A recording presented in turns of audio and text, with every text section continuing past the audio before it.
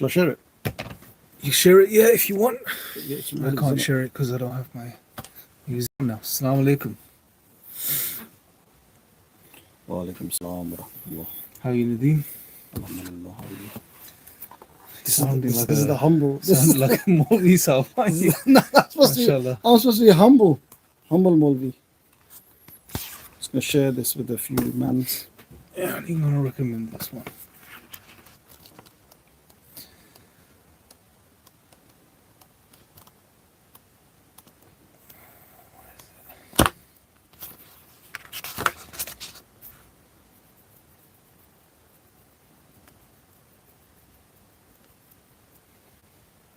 Every time I lie with him, I'm not saying they always think of the other guy.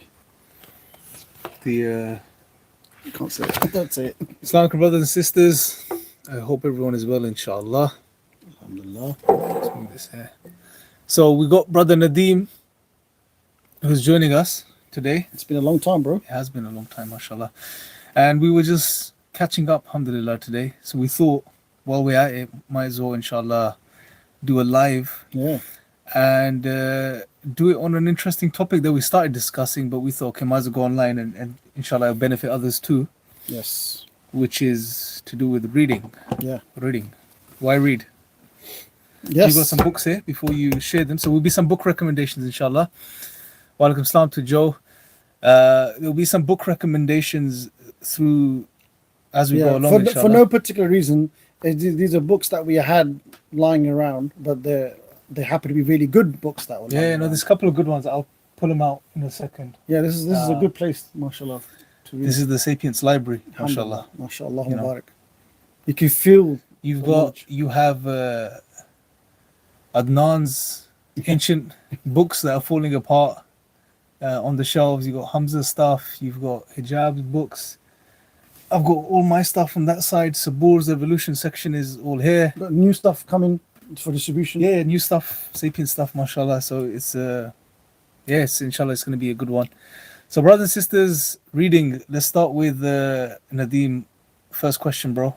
Well, first, if you should always be honest, and me and reading have never had a solid, continuous relationship, I would say. What do you mean? So I would say my reading has never been consistent. It's never, it comes and goes in seasons. Can we open the live on your phone so I can see the questions? If there's any questions that are coming through at the same time. Okay. Oh, you can't see it? No? No, I can, but I have to go in and I have to flick, and then my finger will block out your head and stuff. So it's, Okay. just turn the volume Comes down. and goes in seasons. There we go. Perfect. So, guys, you can send your questions, inshallah, and I can see them and we can answer them. Yeah, Inshallah. so we have to be honest. So I'm being honest here, and same question to you in a minute, bro. But I would say throughout my whole life, I'm alhamdulillah 46 now, and I would say I took life seriously around the age of 17, 18. You're 46 now. I'm 46 now, yeah, mashallah, Nice. yeah, alhamdulillah. So, from the let's say age of 20, so the last 25, 26 years, my reading has been stop, start, stop, start. The good news is, and I'm sure you guys are happy with this news, that I'm reading now, alhamdulillah, consistently for the last few months. You're probably wondering why that is now. We're involved in the dawah, and a street dawah specifically, where we have to engage with people, engage with Muslim youth, engage with non-Muslims. So questions come up. And the good thing about that is that if you don't know the answer to the question, of course, you'd be honest at the time, but then you should go and research. And I would say, and this is a topic we're going to come to, I suppose, in a minute, is learning knowledge is best through books. I mean, ideally, this is the way I look at it, and maybe Imran will challenge as usual, right?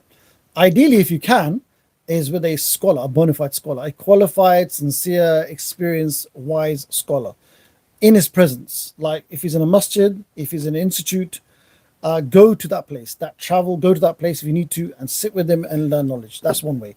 If not, then the next thing is books. And then I think the weakest form, I'm putting out there, people can disagree, is YouTube. Because a lot of people quote YouTube videos for learning. But I would say, and maybe I won't be able to justify it completely, but reading a book is much more solid. I think it stays in your mind rather than just watching videos out there, because a lot of people are becoming video junkies. So I'll put it out there. So yeah, so just going back to the whole of that topic, my reading, alhamdulillah, so right now I'm reading this, the Oneness of God, Ibn Taymiyyah. Before you, yeah, don't give it away yet. Don't give it away, I think okay. important. Let's build this out a bit. Okay. Because brothers, we always, not us necessarily, but there's a lot of book recommendations and stuff out there, mashallah. Yeah, but I think it's important to also first really dig deep into understanding. So what's some of the things I said? It's like, because people don't read these days. That's what it is. And like even for us, it's a challenge. Why do you think that is? And I'll give you my reasons. I think there's several reasons. Is that true though, by the way? Yeah, I don't think many people read. People would agree that in this. Let's be more specific. I don't think most Muslims read today. Most Muslims read, okay. And when Muslims do read, and when people generally do read, the books they are consuming and the content they're consuming is very specific, right? And it's a lot of the times it's to do with self-help books. You know, it's to do with reading textbooks from school, college, university. Those are necessary in a way. If you go to school, you have to do that. But I think if people do choose to read at leisure, it's normally they will read self-help books. You know, and they're the most popular books, right? And obviously it's for good reason, because they're trying to benefit themselves in that way. But aside from that, I don't think we read to learn. And I think it's a problem, because like you mentioned YouTube, and you mentioned, you know, Twitter. I know you didn't mention, but Twitter feeds is another example. Or people say I do read Facebook comments. And it's not, and the comments are. You showed me some interesting comments today earlier. But I think it's a problem, bro, because this is superficial knowledge. I wouldn't even call it knowledge. It's just skimming the surface. And we become used to that, you know. And I think it's interesting, because human beings have a desire to learn, and learning is rewarding for people. Right? They get a sense of joy out of learning something new. There's a sense of excitement. There's a sense of accomplishment. And our minds, I think, they light up. Allah's created us this way. You know, we're insan, we're humans. So when we learn, this is what we're created to do, to learn, to understand.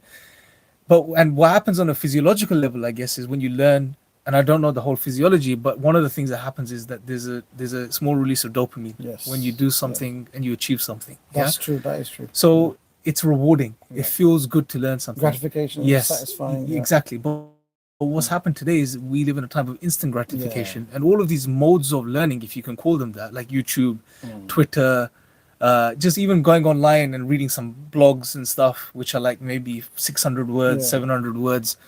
When you read that stuff, it short circuits that process in a negative way, because now you get used to getting the same type of dopamine effect and trigger without putting in the effort. Right, so it's very short-lived. It's very temporary. But the problem is, bro, when you get into that negative cycle of going to YouTube, watching a video on something, getting a bit of information, feeling like you've learned something, feeling good, then it's very hard to go and pick up a book and read a book, because it's taxing. It's hard, bro. It's flipping, you know. SubhanAllah, somebody said this actually recently. A sister said this recently. She began reading a book. I can't remember which book. It was to do with dawah, and she said that when she read that book and she did like engage in dawah, she goes, I learned more in that one day of reading than all those few years of watching YouTube videos. She watches YouTube debates all the time, and so that just shows the point. And this just happened recently, subhanAllah. But it's hard. It's very hard, bro. Like recently, I've been out of the habit of reading. I'm surprised. You must. I go through phases. Everyone does. So you know, we're not special. How did you get into the habit of reading? Let's say I'm not going to ask before. Now, would you say you're in the process of reading again? No, I'm in the process of relearning how to read well. Okay. Because I have dyslexia as well. What do you mean by read well?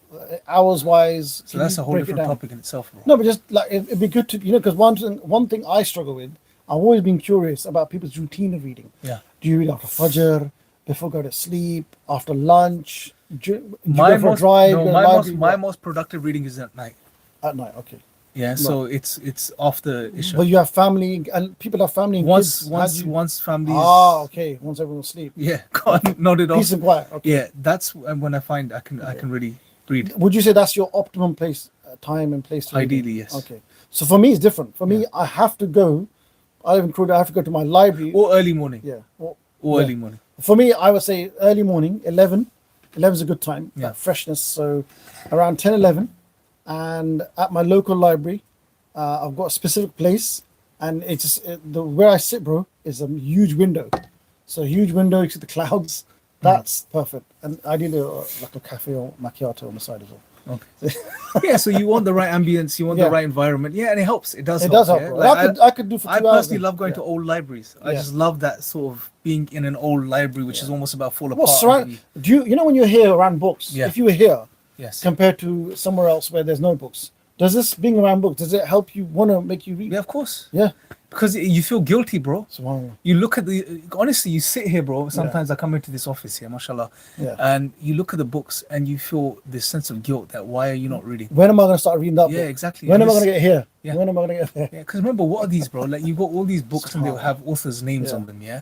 And many of these books, at least in here, are have outlived their authors, Yeah. right? So they're probably, if you look at Adnan's books, it's maybe what 800-900 years That's old ancient, books, bro. 600-year old books, 700-year old books, so they've outlived their authors, and all of these books will outlive their authors, Yeah. and that's amazing because that person's no longer here, but their thoughts and their ideas and their views and their philosophies, Karl Popper. yeah, I mean, it's just it's example, there. Darwin, Yeah, it's there, and it's a miracle, bro. Books are a miracle. Gandhi, autobiography. Yeah. I mean, but if you think about it, bro, it's there. Yeah.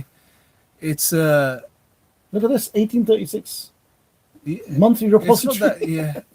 There's some amazing books and there's some absolutely stupid books as well. Yeah. But and most books that are written these days are 90% are fluff, right? Okay. You know, when I say fluff, there's just Yeah, information. because they serving how to make money.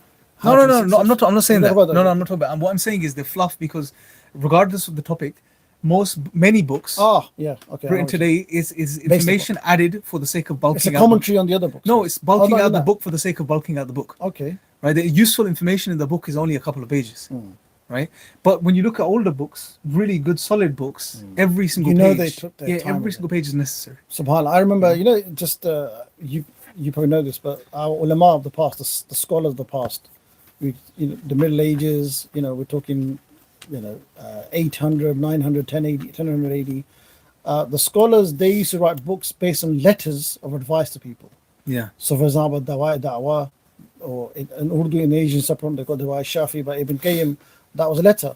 Ibn Taymiyyah's, I think, one of the Aqidah texts, I can't remember which one, somebody can correct me, it was a letter. So a lot of these times, there were letters, subhanAllah, bro. And they should write it between they were written out of need. Asr and Maghrib, Yeah, like a few hours. And now we look up as textbooks to learn from. They're like, subhanAllah, university level, master's level textbooks. this is why I like, mashallah, Sapiens Yes. recent publications. One of the things you see is, look, they're very thin. It's not because they didn't have the time to write the book. It's thin because every single page, mashallah, is necessary. So which is this book? This is no doubt This is by... no doubt. I was flicking through this the other day, and I read a bit of the. Because you have no doubt it's a good book. I read a bit of part one Okay. of Shahfad's. I think Shahfad Shahfad Taslim. Taslim and Hamza possibly Yeah. wrote this together. I don't know, I may be mistaken. Yeah. But one of the things I really liked about this was that it was chunked off into parts, and the first part deals with the metaphysics, the framework, the foundational concepts and ideas one has to have so they don't fall into doubts. It's a phenomenal book, so definitely check this out, inshallah. I think you could get it on the Sapiens website, no doubt. But anyway, the thing is, so we're talking about, I think we're going off on tangents, Yeah. but it's fine. No, it's a good tangent. It's fine, but that it's important to read, but first we need to appreciate the problem that is there today, which is most people don't read and they don't value reading. And one of the things we're mentioning is because we've gotten used to superficial information and surface level tidbits and nuggets. What if people say they don't have time? First of all, should we challenge that? That people Well, don't no, have time? people should challenge that for themselves. Yeah. We But is it true? People don't have we've time? all said at times we don't have time, right? But we can always make time if we want to make time. Yeah. Where there's a will, there's a way. Of course, yeah. So like even today, like we both could have just gotten busy and you could have gone back, but we made time to meet because we hadn't met in a while. Yes. So yeah, it's There's questions coming up there, but I think questions, but there's nothing coming up here. It's weird, man. Why isn't it showing up in your Let's phone? just go from that. Innit? Let's see. Saving battery because I've got travel. No, don't want that. Book related to the existence of God.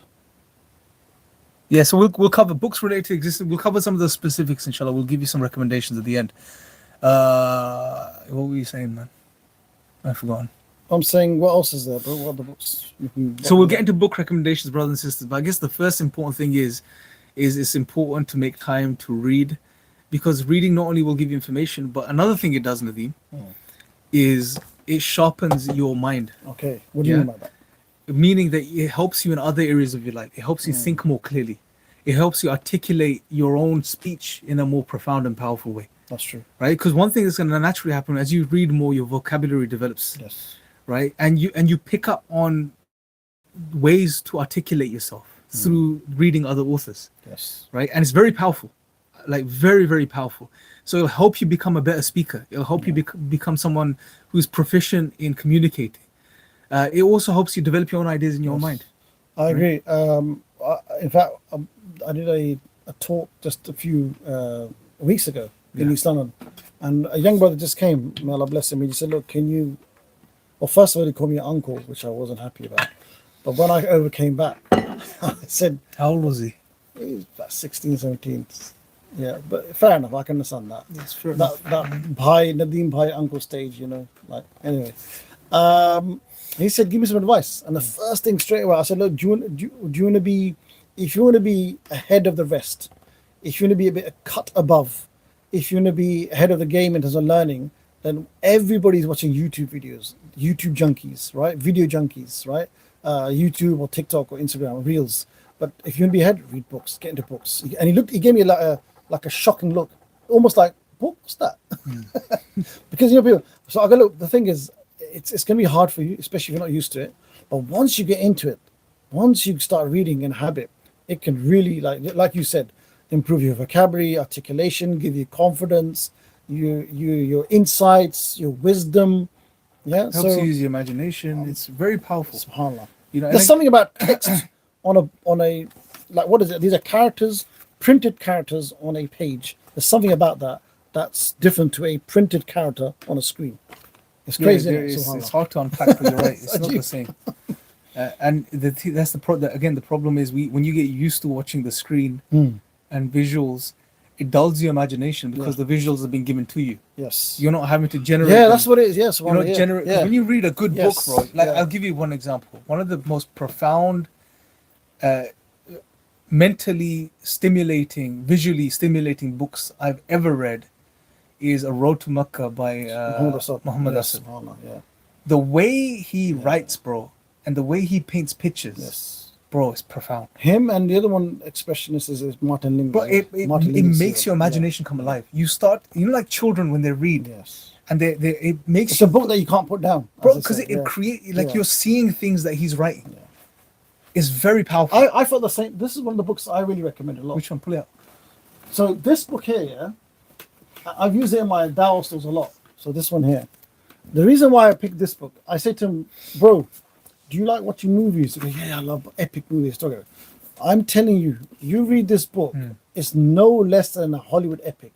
The way he's a really great writer, Muhammad Akram, right? And the way he describes the battles, the scenery, Khalid bin Walid, the way he sets the scene of Khalid, how he's young, and he fought against Umar Khattab when they're young, and the strength, and even the way he describes his muscles, it's really like the imagination, things like biceps and this and that. Bro, it's beautiful. And I remember this is a period when my reading was weak, and I read through this whole book. I couldn't put it down. I was reading for hours every day. So beautiful. This is better than any historical epic Hollywood movie. Yeah, the stream may be blurry, guys, because I think the signal here is very bad. As long as you guys can hear us, inshallah. I mean, is that on Wi-Fi? Let me turn that on to 5G. You carry on, bro. It's fine, inshallah. Yeah. So I was saying that some of the books we read, if we read it in a way, with a view, and get into it, it can be better than any movie that you'll watch, better than any epic, Hollywood epic, blockbuster movie. There's another really good book on the biography of the Prophet. No, it's by Barnaby Rogers. Oh yeah, Barnaby.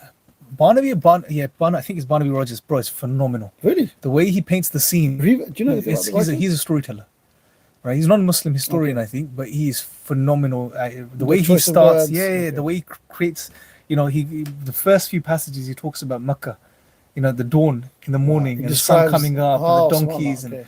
and it's really powerful the way he writes. And I think that's why people like reading fiction as well, because a lot of non-fiction is quite bland.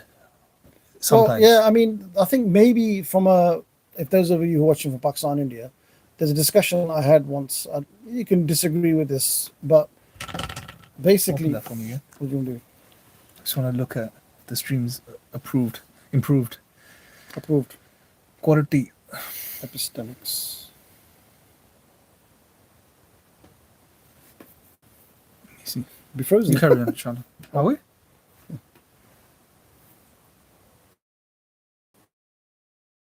Yeah, quite blurry now. It's better now, a little bit. Yeah, it's better now, alhamdulillah. Go on, carry on, bro. Sorry. If you're from India or Pakistan. If you're from India, Pakistan, you see, I think a lot of our textbooks, the last, 20, 30, 40, 50 years, Islamic books, they're written academically, but a bit dry. Whereas people in Pakistan do read, bro. In India, they read books, they read novels. They call them novels. So people like, Manto, Qudsiya Bano, these are authors, and they're all fiction. And some of these you could question some of their storytelling, right? Yeah. Because they're questioning about life, religion, Sharia, the tough stuff to do, pain and whatever. So, but their expression, because when you write about pain, somehow authors are very good at expressing their things. So a lot of the people of Pakistan, they're drawn towards these novels because they describe the pain so well, the emotions, really strong emotions. So when they read a textbook, right, Aqeedah or Tawheed, which is needed, it's written very dry academic book. Yeah. So that's why people do read, but they read novels. They read stuff that's not going to really help them here in this life or the akhirah. It's only because it awakens the emotions at them. So I suppose. What's the solution, bro? What solution? I hope maybe through this stream and many others, we inspire the next generation of writers. It's not just about book reading. What about writing? I mean, maybe that's another different stream. There's some books where the author is writing non-fiction, but he writes as if he's writing fiction. Yeah. Right. Or he just writes in a very engaging way. Yeah. Visual way. Well, I give my contribution writing is 1,000,000 times 0%. Yeah, whatever. If it's just, but I write a blog. I'm not the most greatest writer, but when I write a blog, let's say I went to a Dawah mission, or I've done a lecture, I like to write about it. But where I start, I like to describe the situation in a very colorful language. And where I get that from is by reading some fiction sometimes, just to get the colorful expression. So I'm writing a serious article about Dawah, but I like to use expressions in a different colorful way, so to make it more interesting. Mashallah. Because that's what we need to do, bro. Yeah. Just to get some inspiration. So I read a book, what did I read? I can't remember. It's just a life story of some struggling family. But it was written in a very beautiful way. Even if you read, for example, some classics, even if you read, what's his name, Mark Twain stuff. I mean, some of the stuff, Mark Twain, the famous, he's very colorful language. But don't take the Aqeedah, take the expression. MashaAllah. Best book for beginners. Best seerah book for beginners. Well, you just recommended one. I always say Martin Ling's. Yeah. I really am looking forward to the first person to write a really sort of, like Khalid bin Walid, he showed me that style seerah. There's some that come close. Yeah. Barnaby Rogers one is good. Martin Ling's you recommend. There's another one, Zakaria Bashir. He had a book called When the Moon Split is a very good basic foundation, basic text. Yeah. There's another one by the name of the author. Zakaria Bashir? No, it's more of an academic one. Okay. It's by Sheikh Maulana Azami? No. Something like that. Yeah. It's the white cover blue. He wrote biographies of the Merciful- Sahaba as well. I think so. Yeah, Yes. it's a very good one. Yeah. We haven't given the name, but yeah, it's a good one. What other ones are there? That's it in English, Sirah, to be honest. I mean, The Sealed Nectar. you can go to classics there, like Ibn Hisham, Ibn Ishaq, these ones, classics. Yeah, I've got Ibn Ishaq Yeah. in translation. Sirat Rasulullah. Yeah, translated by it's not a good French translator, it's not a good- Guillermo or something. Yeah, I his wouldn't name is, recommend it to Yeah, a beginner. yeah, It's because just dense, man, and there's a lot there. It and is, There's it is, stuff yeah. there that needs to be unpacked and understood properly with someone that knows, someone of knowledge. I would say Sira for beautiful expression, either Barnaby, Martin Lings. But if you wanted the text of the Sira to understand, then Rahik al-Maktoum. If you combine these, I think that's a good start. Okay, there's a question. Sabah R says Islamic history books for beginners, easy to understand the temporal line of events of Islam. Islamic history.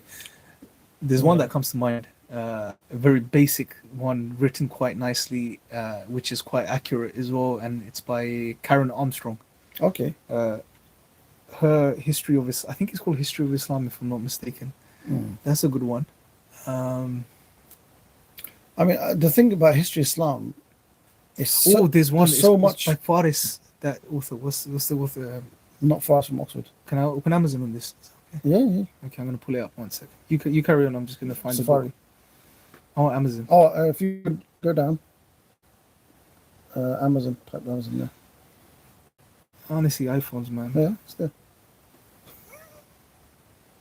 There was another one, History of Islam, but I think there's a book I would recommend, which is not detailed history, but it's called Saviors of Islamic Spirit by Abul Hassan al-Nadwi. Beautiful expression, and basically he goes through the biography of about at least 12, 13 illuminary throughout, from the the 1st century to all the way to the 13th, 15th century. Like Ibn Jawzi, Al-Ghazali. Each century he goes through big scholars, and their biographies. But he writes in a way which is the background of the time as well. So that's a good one. There was another book which is very detailed, but the thing about this book, and this is the thing about most Islamic, a lot of history books which I read, they get so much into the kings and rulers.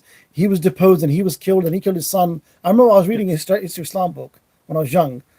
I couldn't press. I go, they're just killing each other. There was a lot of, he deposed him, because especially after the Abbasid, there's a lot of, why? Yeah. There's a reason for that. The reason is most histories were written, or much of what was documented in history were the wars, were the victories. This is a good point. Yeah. Islamic history is more than political history. Right? It's more than beyond sultans and beyond khalifas and caliphs. Islamic history is civilization, societies, scholarship, This is reminding me. the conquest.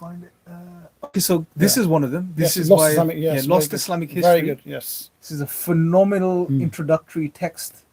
If you want to, and it reads really well as well. It's by Faris al-Khitabi. Khatib, I think. Khatib. Faris al-Khatib. Faris al-Khatib. Faris al-Khatib. This is a very good one. And there's one more, because you mentioned Islamic history is not only political history. If I can find it now. Basically, guys, you need to make Amazon your friend. Just go to search options. Or eBay, you can get them cheaper. Yeah. Oh, there you go. Second That's a hand. good tip for you. Where's your questions? Be careful with the phones. What you do is just scroll like that. Is it just me or just? Oh no, that's the question. Yeah, we can't see the title. So it's Lost Islamic History by Faris al-Khatib. Yes. There's one more, man. I need to. What about books here, bro? Can we have a quick look at? Yeah, you start until unless there's any other questions. So, brothers and sisters, look. Some of these books, mashallah, you can get free. So these books are people who put a lot of time and effort into these books, a lot of research. They put in serious hours, and alhamdulillah, these are books that we need to read for surviving the fitna, surviving the out, surviving the anti-Islamic stances that people have in this day and age. So one of them is the Burhan by Muhammad Hijab, Sapiens Institute. In it, he talks about the arguments for necessary being. So, more or less the contingency argument, which is a very strong argument for the existence of God. And he goes through this, obviously, he talks about Ibn Sina's version and others. Very solid book. We're not talking about a big book here. We're talking, subhanAllah, up to 76 pages. So it can be done one day. We already covered No Doubt by Sheikh Fat Tasneem, again, Sapiens. 10 effective strategies on how to deal with your and other people's doubts. So these are very, very important to give you your team. Before we come to this one, did you want to say something? No, carry No. on. Okay. And then we have Dr. Usman Latif's Divine Perfection. So this is another That's a very good book. Yeah. It's a phenomenal. I actually went through this. Sorry, no, I didn't go through the book. My mistake. I went through his video series on Sapiens because I had a On discussion. salvation. I had a discussion with a Jesuit priest Okay. in a Christian sixth form, and it was phenomenal. Okay. It was brilliant. The way he. I think this is really important Yeah. because there's not many, much literature, or at least modern literature, that are contributing towards this subject of sin and salvation. Because when you're, I mean, I don't want to say this is a Dawah stream. Well, it is a Dawah channel. But when you're discussing with Christians, one of the most underrated topics is the topic of sin. Islam has a lot to say about sin and the correct way, and the Christians have probably got it wrong. So maybe you don't need to always focus on Trinity. Maybe you don't always focus on the Bible, the corruption of the Bible. Maybe it could be a father. Okay, so maybe you don't have to focus on biblical textual criticism.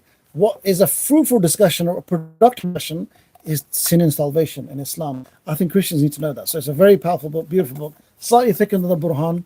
We're talking up to 184 pages, nearly 200. So, but Usman Latif, Nice book. if you know Usman Latif, the way he speaks, very eloquent.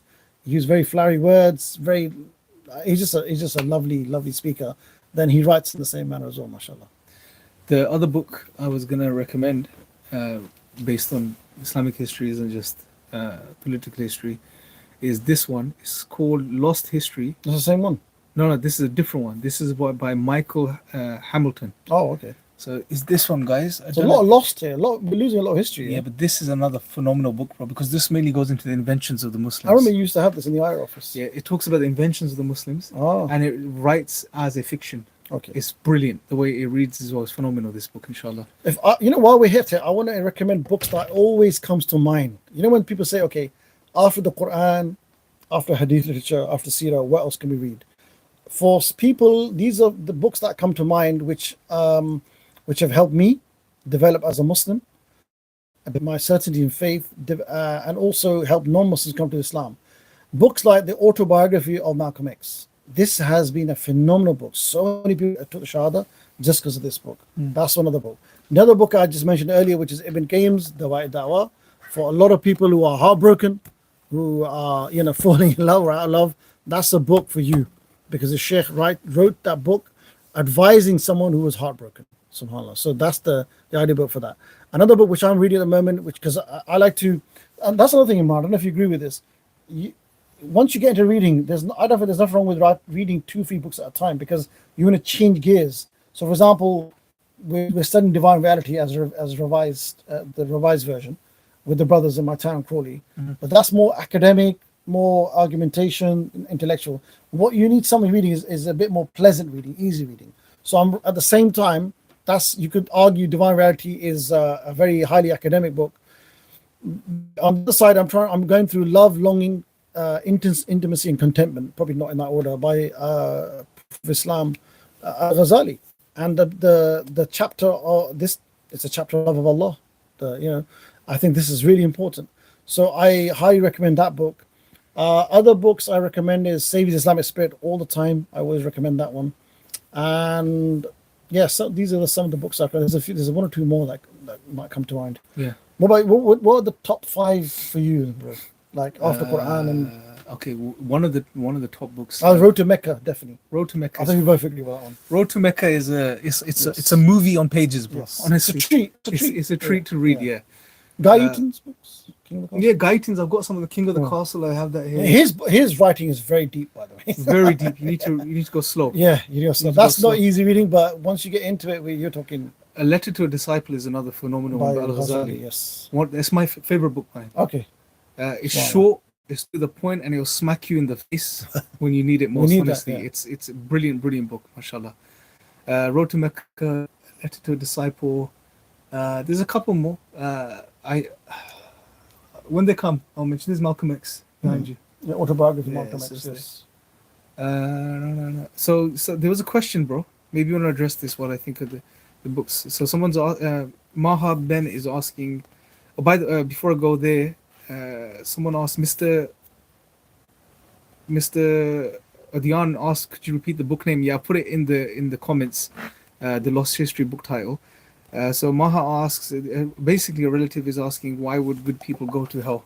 Is the book related to this, or if there's not, you can't think of any, maybe you want to share some thoughts on that quickly. I would recommend Dr. Safaruk Chowdhury's book on the problem of evil. I can't remember the whole. You can find it on Amazon if you want. This particular. It's in Amazon. No, this specific point. Yeah, it discusses that. Mashallah, I think okay. it discusses because I would say because it is this is related, isn't it? Because It is related. yeah, a problem of evil is it discusses why Allah tests different people in different ways, and it discusses also guidance. Huda, people, different people guide in different ways.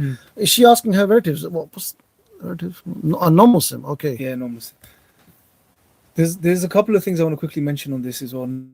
One, it's a very loaded question that needs to be unpacked, guys. Yeah, it's not as straightforward as good people go to hell according to Islam. Yeah, exactly. Yeah. There's a whole question about Al-Ghazali talks about it. So everyone, because it depends on what kind of message they've been given. And he outlines sense. So someone could be given a message, the message, but it's not given clearly. Yeah. In some cases, they may be given the message quite clearly, but they're in an environment which does not allow for that message to take root. And there's many other subcategories, but the point is that these type of people who fall somewhere in the gray area, they will be judged on the day of judgment, and they'll be presented with a test. Yes. Yeah. It's not black and white. Yeah. The other thing is, then it goes into the definition of good. We're saying good people, so we're qualifying that these people are good. Well, how do we know they're good? Yeah, and also good what you've seen, because I've seen and what is good? What is good without God anyway? Yeah, no God, no good. Yeah, exactly. That's another good little booklet. Yeah. So some bits on that. No good is actually a book by Ira and. Brainiac says Urdu mein banao. What? Book live stream. Okay, next time. Inshallah. Brainiac said make a. Brainiac. Says make a live video in Urdu. We've done some in the past.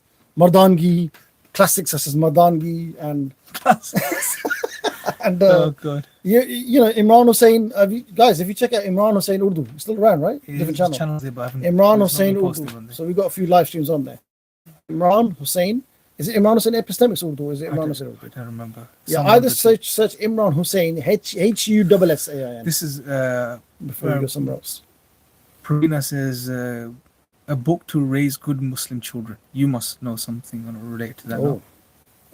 I don't know. Just sometimes not always book, is it?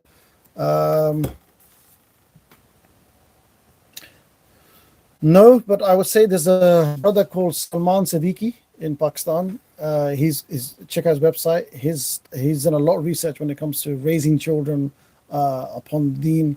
I can't remember his background, but very academic. He just did a recent tour in UK. He's highly regarded, mashallah. He's done some events with youth club as well, alhamdulillah. So check his stuff out. He might have written a book on it. I can't think of a specific book on raising children. Just general tips then. Anything you can share? Oh, there's so many. As father of 3 kids, growing kids, and get them into books early. That's the one thing you can do. If you can get them in, and the best way to get them to books is you read a book. So, for example, one thing you could do, which we all need to do as a family, is have a book time in the house. Switch off devices off, book time. I'll be honest, I've not implemented in my house consistently as I want to, but if you guys can pull that off, that's amazing. So maybe on a Saturday afternoon, say, look, I don't know, give them a treat, ice cream, whatever, yeah. But on the basis that we switch our phones off, devices off for 1 hour between 4 and 5, and all of us in the room, we bring our favorite book and we start reading it. So the kids can read some nursery rhymes, the teenager can read some books by Naima B. Robert, because Naima B. Robert writes a lot of good stuff, teenage stuff. Mashallah, very good writer. Also, sister, Reva, sister, and you guys can read some heavy-duty books, biographies. So there's books for everyone, books for all sorts of people, all sorts of tastes, and have that. That's a big. Yeah, and I think some sort of basic things which are intuitive as well, bro. Like if you think about it the opposite, what takes kids away from Islam? Yeah, like what are the influences and how do those influences work in their lives? So social your media, friends, social friends, media, friends. Yeah, these are the classic, the big ones. Yeah, and what they talk, what they're learning, Example, what they're bro. discussing. They're looking at more rather than being taught. Looking at Yeah. the parents, looking at the uncle, looking Exactly. looking at your granddad, your grandfather, your family friends. You know, they can get derailed so Yeah. easily. I think so. Those just take, that's the formula. You know, Yeah. uh, the formula is there. You know, it's about, you put them in that environment. So befriend them in the sense that, you know, they can turn to you and they can discuss things with you and they can talk to you about anything. Befriend them, but I also at some point I can't give a specific age, but they should they should be in awe of you as well. Yeah. Because if you become too friendly, Yeah. it's hard to discipline Yes. as well. Yeah. So you need to have that balance of, like, you know, so Yeah. some parents are extremely friendly and then the kids get spoiled. Yes.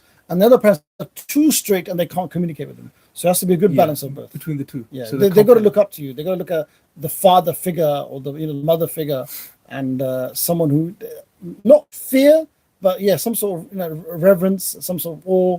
I think that that is really important. So they can listen to you. Yeah, and also start teach them core concepts and ideas from a very young age. Yes, And not angrily. yeah, Teach them, because one of the things I've seen with other family members and their kids, and maybe my kids kind of went through it a bit. Alhamdulillah, they've gone through it. Is they're just fed up of being told what to do all the time. yeah, And they'll, even if you have gems of advice, because you've been ramming them, like, let's say for example you showed a video every day, they're like, oh, they just don't want to listen. yeah. So make sure you don't overload them with Also make information. them thinkers. Yeah. Because a lot of times when we were growing up, I don't know about you, it's probably harder in your time, but Yeah, when we were learning in the 18th century. Yeah, not the 18th, but early 19th.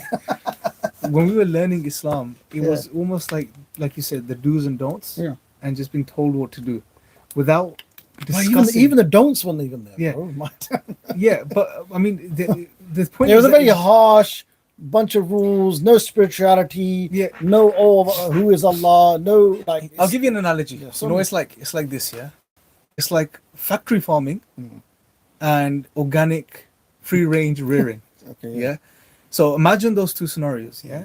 Your free range chicken, it's on a field, it's running around, the food is there, it's given the right diet, there's discipline and control, but it's clean, wholesome food. You know, and then you have the factory farming with the chickens getting stuffed down with the grain and stuff. Yeah. That's society right now. Yeah, but I'm talking purely from a Islamic teaching growing up Yeah. perspective. Yeah. Rearing, yeah. Yeah, our generation and maybe earlier and even after my generation in the late 20s now, yeah, whatever. Generation Z. A lot of it's been that factory farming type of religious education, yeah, Yeah.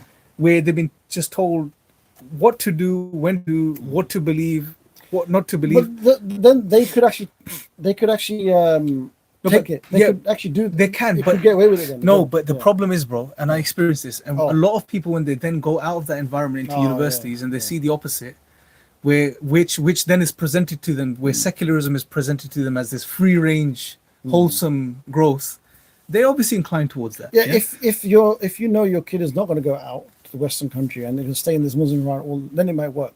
No, The strict I don't approach think may it'll still work work, yeah. because what's The stick and where, poke. where is safe in the world today, Nadeem? Tell me, bro. Like, where is one place? These influences everywhere. G10 Yeah? G10 Islam. Yeah, Because well, for now, you can possibly argue, but then you took me to places. How- You took me to places in Islamabad where I was just like, "What the?" where are you, bro? Remember when we walked into this building? Yeah, we walked up the stairs I don't know, bro. through the double doors, and there was Uh-huh. literally like a club thing going on in the What? middle of the day. I can't, Yeah, remember, I it's can't crazy, remember man. this at all, bro. You, What's I'll it doing? remind you. You remember when I went to. But anyway, we're digressing again. Going back to the point is, bro. I think Yeah. you can raise potentially good kids in any environment. Medina. Yeah, but bro, let's be Yeah, realistic. but man. I know Most what you of mean. the- I know what you mean. Yeah. Yeah. So the thing is, when I was saying that you want to give them this sort of free range upbringing, I know it's a bit of a strange analogy, but I think Yeah. it paints the picture. Yes. Is that you want to teach them concepts. So when I say teach them concepts, aside from teaching them, okay, how to read Fatiha, slowly how to Yeah. pray, how to memorize, The normal stuff, the yeah, basic stuff. teaching them basic akida, all of this stuff is important. Do it, but also concepts. Get them to think. Yeah. like get Reflect. them to, alhamdulillah, and I'm not saying I'm the only one special doing But this. it's a good example. I've seen It's people a do good this. example. Like sometimes when I go to the park with my daughter, How old is she? she's 7 now. Yeah, Yeah. that's a sponge She age. sta- and we last time we were at the park, we were sitting there, and she asked me the question, Subhanallah. about that there's some children in the class. She's like, some kids they just don't believe in God. Shocking to Yeah, that. and it's so Fitra, strange. Yeah, and I said, and instead of saying that is worrying. A 7-year-old kid. I wasn't surprised because I know what's going on in schools. Yeah, I know what's Six, going on. 7, Yeah, so what I said to her, instead of telling her no, that's forget them, Allah exists, I just told her to look at the stuff around her. We were in the parks, you can see trees, you see clouds. I said, actually, all of these things, where did they come from? They come from nothing. Did they just pop in, just come out of nowhere? Yeah. And she was like, no. She was like, because I was leading her to a conclusion by getting her to think. Yeah. It could be challenging, but if you do it in simple language, it could work. And she came to the conclusion herself. And you could see, you could see in her eyes. Technique. Yeah, you could see in her eyes. She was and she was satisfied. And not only was she satisfied with the answer, but it's teaching her how to think. So as she gets older, this actually leads to a point where if the person's asking about how to raise children, the thing is, a lot of us, like in youth club, I get inquiries from mothers in the UK. They said, "Mera bacha this, mera kid this, my kids got questions." The thing is, we should make effort to learn ourselves. May Allah protect our children. Yeah. We need to. So your kids are now making you think about life a bit more seriously. Which is, your kids will make you think about questioning, asking existential questions, even if you're Muslim. So, for example, you're saying the kids just look around the park and think about where did this come from, as an example. Parents should be doing that, because a lot of our parents' belief is on a weak basis anyway. So this is a good high time chance for parents to revisit the foundations on themselves, and learn about Allah a bit more themselves, right? Rather, because the biggest thing with parents, and I've done that as well, is, if only there's like a scholar, I just want to throw my kid out and please take him, sort him out. No, you gotta sort him out. Which means you have to learn. You have to make an effort. Yeah, and it's, guys, you train yourself. Let's be honest, yeah. It's very easy for us to say this stuff, yeah. But the reality is, all of us know what the reality is, bro. We've got these flipping devices in our hands, all the time, or in our pockets. We're spending too much time on them ourselves. Yeah, exactly. That's what I'm saying. And look, I'm telling you this by being a user of a mobile phone. These devices are dangerous, right? Sword, bro. Does that mean we're gonna stop using them? No. Let's be honest, yeah. No. But at least let's start off by appreciating that these are, and I know a brother who watches YouTube lectures, Islamic lectures all day long. Yeah. I told him, I said, you're damaging yourself. I said, you're damaging yourself. Yeah. You're a situation where good content is damaging you. Why? Because you're spending like 8-9 hours, maybe less or more. I'm exaggerating probably a little bit, but in front of the screen, watching lectures. Yeah, sure, you're learning good information, but you're not engaging human beings. You're not doing what you were created to do. So this, regardless of what you're watching on it, if you're spending too much time on your phone, you're missing out on life. You see these videos, bro. I see these, sometimes you see these videos where people go to people and say, what's the biggest regret in your life? I guarantee you, bro, for this generation, majority, 90% or more people will say my biggest regret in my life was wasting too much time on my phone and not living life and not reading and not books. Experiencing life and not reading books to consume information, not spending time with family, not looking people in the eye and having real conversations with them. And that's what's leading to, I believe, a lot of the depression, anxiety and sadness people feel is because of that. So we're so disconnected. We can't connect with our own families, bro. So what do you do? What do you do with this? And I guess one of the things is when you cut down, when you remove a bad habit and you replace it with something good, that's what you do, isn't it? So I guess reading is one of those things you could try to do. Replace this with the book, if you can. So should we conclude, inshallah? Were you in a rush? Yeah. I mean, so it's just getting warmed up, bro. 49 minutes. It's all right. Oh, you one of those epic long streams, yeah? Okay. It's getting warmed up. Are you serious? Yeah, man. No, we can up in the show. So Zahid Khan says, Assalamu alaikum, answer, if God knows, the majority will go to hell as mentioned in the Quran. Most will created hell. Why God is so sadistic? Please give answer. I'm struggling with my faith. So Zahid, look, I'll mention a few things and then I'll let Nadeem take over. I think the way you phrase this question highlights the way you're thinking about these things. And I can tell you firstly straight away that you have assigned certain terms to God and your understanding of Islam, which is negative. You got a and certain reading. yeah, and it's into- bolstering your negative perspective. Yeah, so psychologically, this is not helpful. It's not open. You've already sort of have this conception in your mind. Secondly, look, when you look at the Quran and you look at Islam, I'll give you a generalized concept that emerges when it comes to the hellfire, right? Allah has created Jannah and Jahannam. Okay, there will be people that go to Jannah and there will be people that go to Jahannam. The exact numbers and figures Allah knows best. Many people will go to the hellfire, and inshallah, many people will go to Jannah.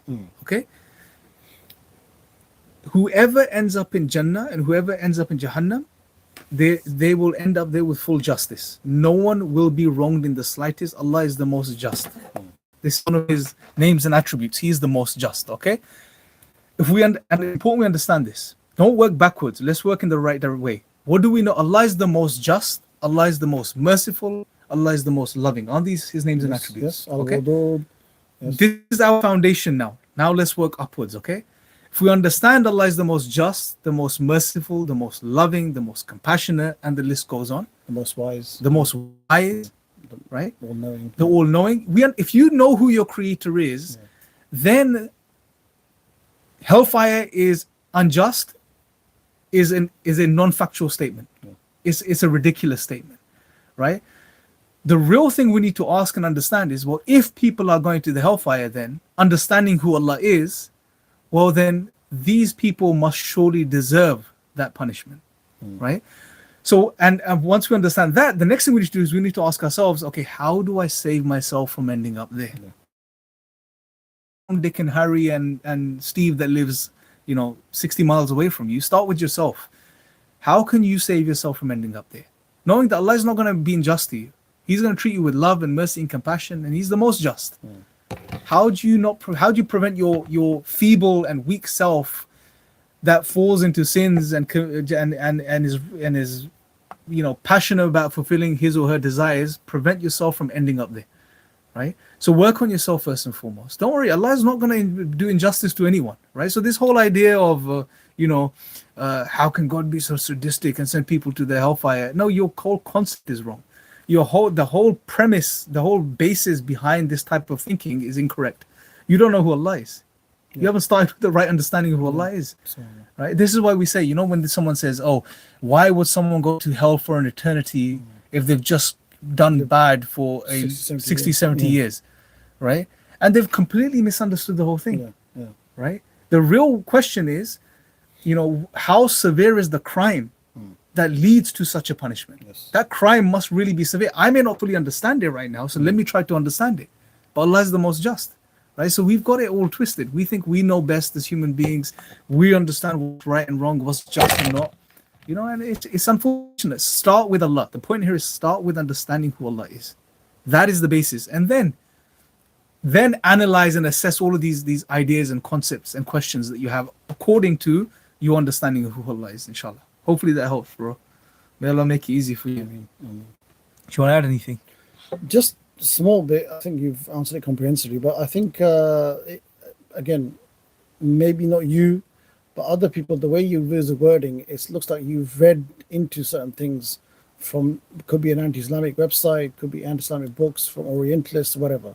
So that's actually really unfair. Now you're about justice. That's actually unjust. That's being unfair. We have amazing books about Allah, about Tawheed, about the oneness of Allah, about the introduction of Allah, right? We got Aqidah books, Tahawiyah, Hamawiyah, Wasatiyah, just by Shaykh al-Islam and Taymiyyah. I mean, there's so many phenomenal books. Have we, not just picking you, brother, and others who have these questions, have we made an effort to get to know Allah by studying these textbooks? These are classical books which go through it comprehensively. Again, when you understand these books, you ta'aruf Allah, the introduction of Allah, who is Allah, what does He want from us, does He deserve worship, His oneness, His tawheed, right? Then you understand His names and attributes, and each one, as you said, Al-Adl, Al-Hakim, Al-Alim, the all-knowing, the all-wise. Once you learn it, you get such a beautiful understanding of not about Allah but about life as well. Then all these questions. Then yeah, like you said, then now weigh it against the books that attack Islam. And one of the biggest crazy things is about non-Muslims or Islamophobes or people who attack Islam or anti-religion or anti-theists, is they never do justice to the foundation of Islam, right? They refute the foundation. They don't go near there because number one, they can't. Number two, if they do, they probably become Muslim themselves. It's so Yeah, they beautiful, have to so misconstrue. profound. They have to Yeah. misconstrue the foundations to make their Yes. points. Smart. Sarwat says the Hadith Qudsi, I am as my seven thinks of me, and this is a very powerful, Yeah. Hadith where Allah Subhanahu wa Taala tells us, "Ana inda dhanni abdi bi," that Allah is. It's hard to translate, but Allah is in the thoughts of His servant. So as the servant thinks of his Lord, and this is such a profound point. Yeah. And this is why we're always told to think good of Allah. Think good of Allah, and Allah will exceed your expectations. Very important to do this. And the root of all despair begins with a misunderstanding of Allah subhanahu wa ta'ala. Yeah. Or assuming or thinking. Well, I would say we need lack of effort of getting to know. Yeah, I mean, as soon as you start to tell yourself, Allah is evil, Allah is punishing me, Allah wants to send people to hell, Allah is sadistic, Allah is this, Allah is that. That's because that's been highlighted. That's the stuff that's been highlighted. Yeah, as soon as you This is start to Islam. think this way, where are you going to go from there? Yeah. Where can you go from there? Islam is so honest in its literature. We don't hide nothing, right? Islam will tell you as it is about punishment, about crime, about society, about all concepts of life. And these Orientalists of the past or Islamophobes of the present, they always pick on that because it's there. The literature is there. We talked about it. Our scholars talked about this. But again, like you said, they misconstrue it. This is Islam. No, we only just because we talk about it honestly, we don't hide it. People think that this is Islam, hellfire. Hellfire should be a motivator. Let's look at hellfire as motivating us to avoid sins. And by the way, hellfire is there to save us. Hellfire is existing there to us to thrive and have a successful life. Right? That's the way we should look at it. Allah mentions, looking at the wrong way. Exactly. Let's be honest. When Allah is mentioning Jahannam and the punishment of the hellfire, and we're reading it. Yeah. The primary objective is knowing who Allah is. Yeah. And Allah mentions this in the Quran. It's there to put us back, help us get on the straight path. Imagine no hellfire, bro. And then what kind of the stuff that we're capable of doing, the evil stuff we're capable of doing. Of course. Our bestial, our animalistic nature. Who's going to control it? What's going to psychologically motivate us to avoid something like that? Abusing someone, rape, murder, whatever, subhanAllah. Yeah, today's society is a testament to the subhanAllah. fact that if you remove God and what comes with God's way and God's punishment and God's reward, then you become less human. You do whatever you want, Yeah. man. You justify whatever you want. So it's again, I think it's the base. It all boils down to really getting to know Allah. That's where we lack. I think a lot of the youth and just Muslims in general. One of the things that's missing is a deeper connection with Allah, knowing Allah. Yes. And that's something we need to work on. Right? What's this? Asif said, I want a book for my yaqeen on Allah and a book for self-improvement. Okay, so really quickly, I would say Divine Reality, the Divine Reality by Hamza and the resources. Of course, the Quran, you can't be the Quran and the tafsir to learn about Allah subhanahu wa ta'ala, His name and attributes and ta'aruf Allah. And also, if you want to go, you got the basic primers, for example, the three fundamental questions, thalathat al-usul, to get to know Tawheed, based upon the three questions that we're going to ask the grave. What's your name? Who's your prophet? What's your religion? Who's man rabbuk, man dinuk, man nabiyuk? So that book is a really good start in getting to know Allah. Then if you move into advanced texts, then for example, like I said, Shaykh al-Islam Ibn Taymiyyah has written amazing books, as well as other scholars. I'm sure I'm not belittling other scholars, but Hamawiyya, Tahawiyya, Wasatiyya, and other primers as well, other texts as well. You do this, I think you're on a good start. Yeah, So, but also don't fall into the trap of this is what actually. don't fall into the trap of just learning this Dry text. or taking this in as just information. right? Remember, knowledge is supposed to, Elevate you. yeah, it's supposed to translate into a real thing. Like, it's supposed to, like when you learn about Allah, for example, yeah. So he's Nadeem mentioned several texts, yeah, concept heavy texts, yeah, theoretical texts. It's very easy to Not take theological more. theory, isn't it? It's more theory. it's information, isn't it? It's theological information, but it's information at Yeah. the end of the day, right? You're learning about something. You're saying Technical. It could be abstract. If you Yeah, look I at mean, one way. it's technical information. It's technical Yeah, reading. yeah, It's it not is, just yeah. not just fun reading. Yeah. When you take that information in, and it just remains as information in your head, one, you're going to lose it after a while. Two, it's going to be useless for you. Yeah. Right? How does it translate into your life? Does it really change your relationship with Allah? Right? That's, I think, a mark that we need to, or yardstick we need to keep in mind. Well, then, so just you made a good point. So those texts, along with someone like Al-Ghazali's book, the Hiya, right? The book of long, loving, intimacy, contentment. That gives the love of Allah, and that's you got the technical heavy texts about Allah, but you've also then you can counter that by reading this as all. So you know that Allah, this is what it is. His rububiyyah, His uluhiyyah, His sama wa sifat, but also the love of Allah, the relation with Allah, so we can be in awe of Allah. You know, develop rahba, raghba, isti'ana. These are very important concepts. How to worship Allah as He deserves. But you can only know that when you read these texts. Should we be in awe of Allah? Should we revere Allah? Should we have khawf of Allah? There's different types of khawf, right? Subhanallah. And then to complement that is the muhabba of Allah. So love of Allah and khawf of Allah. And this is the best way to get to know Allah. Yeah. So it gives you contentment in the heart as well. Yeah. As well as the mind. Yeah, but even before that, I would say just start with the basics. Yeah. You know, what's the basic then? Because he's asking book on basis of God, bro. Start. Divine read it here. What's wrong with that? Nah, yeah, no, that's look. When's your book coming out? I don't know, man. I have no idea. Speaking of books, it's what you done. writing it? It's just a case. It's some stuff in the background which we need to sort out. Might as Inshallah. well publish as a PDF and give it. Maybe inshallah. But Who wants Imran's PDF book on Insta? yeah, I think going back to this point, and if I'm being very honest, yeah, I think people need to sometimes just take what's very simply outlined by Allah and just start acting upon it. Yeah. Like Salah. Yeah. Yeah. Just start praying. And start talking to Allah, Yeah. man. Honestly, it's sometimes as simple as that.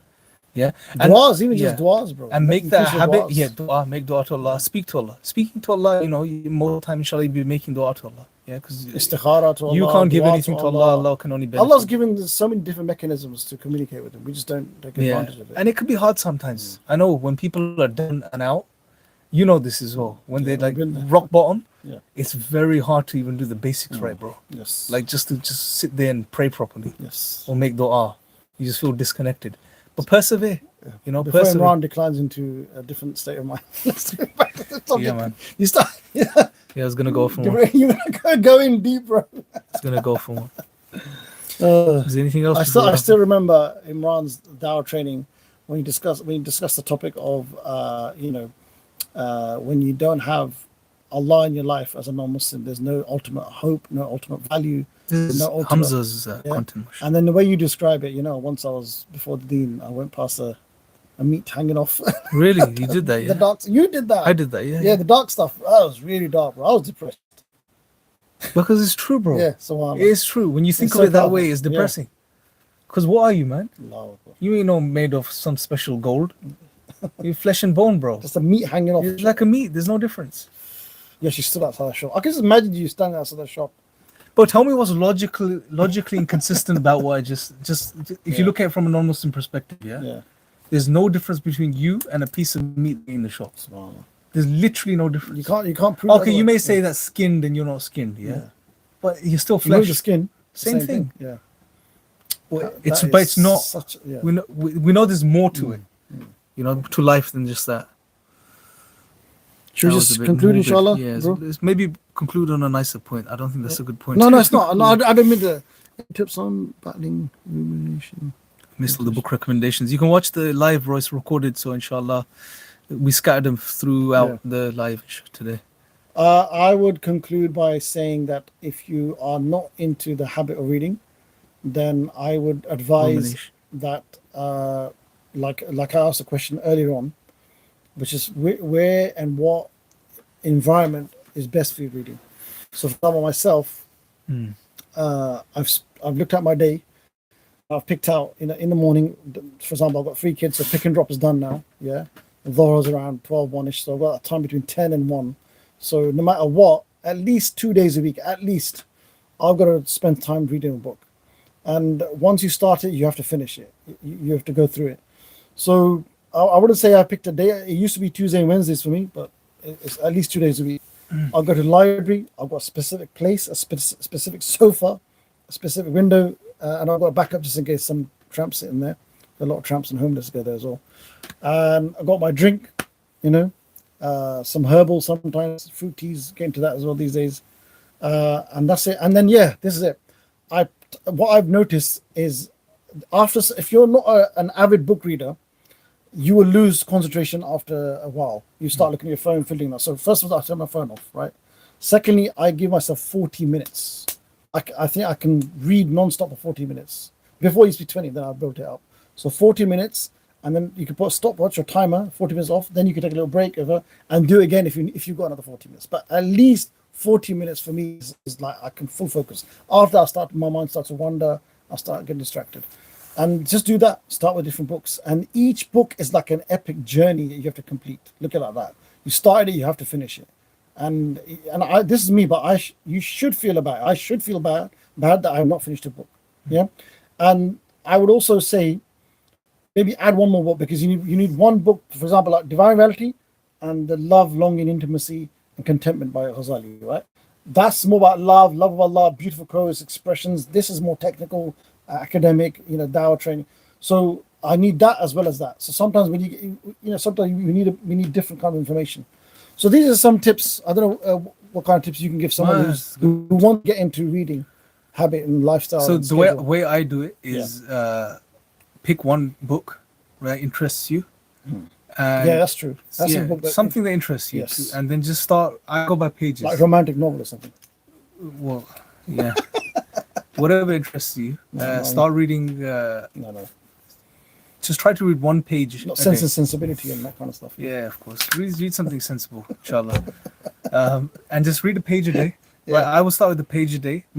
And when you finish the page, try to page a day. That's it. Okay, start off with. Okay. That's what I start with. Yeah. All right. But you don't you read the page, and you don't just chuck the book and go on about your day. Read the page, close the book, summarize the page to yourself in your own words. Yeah. Right? Make sure, so that's a really good way of internalizing content as well.